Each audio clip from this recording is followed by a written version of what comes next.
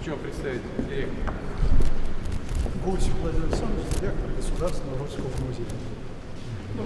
Нужно начать знакомиться.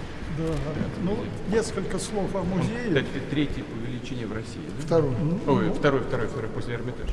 Да, Эрмитаж, Русский музей, потом Третьяковка. И по собранию в 2 раза больше, чем Третьяковская галерея. Русский музей – это первый по времени создания в России государственный императорский музей национального изобразительного искусства. В 1895 году Николай II подписал указ о создании музея, посвятив его памяти отца Александра III. Потому что в середине 19 столетия, после победы в войне 12 года, подъем национального самосознания, общество начало задумываться, как же так, надо вспомнить свою историю.